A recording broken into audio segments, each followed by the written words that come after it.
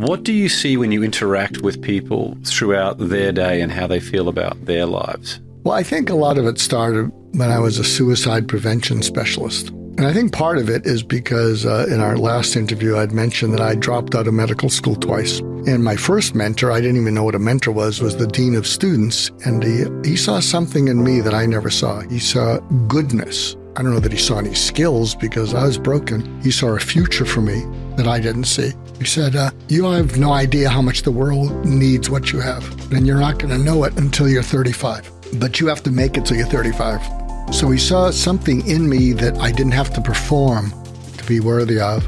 He saw a future for me that I certainly didn't see. And then he said, and you're going to let me help you. Even back then, I wouldn't ask for help. If he said, if I can help you, give me a call, I probably wouldn't have called him and I might not be here today. But he wouldn't allow that. And so he stood up for me, and in the medical school, probably saw something that he saw. But that flipped a switch inside me.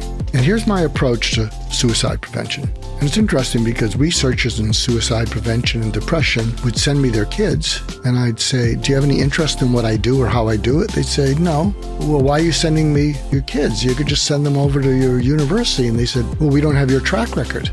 Are you interested in what I do or how I do it? No, not if it's not evidence-based and you don't have a control group. And so this is why I didn't scale. I just say, send me your kid. Going back to the deep and simple thing, because I've been giving a lot of thought, because I'm retired, I don't do this. I do presentations and teach parent groups about how to get through to their kids. But imagine you at a low point. And if you're listening or viewing, imagine yourself at a low point. To me, it was very simple how to help you. And I even gave it a name, surgical empathy. Don't check boxes and keep a clinical distance. Surgical empathy, go in.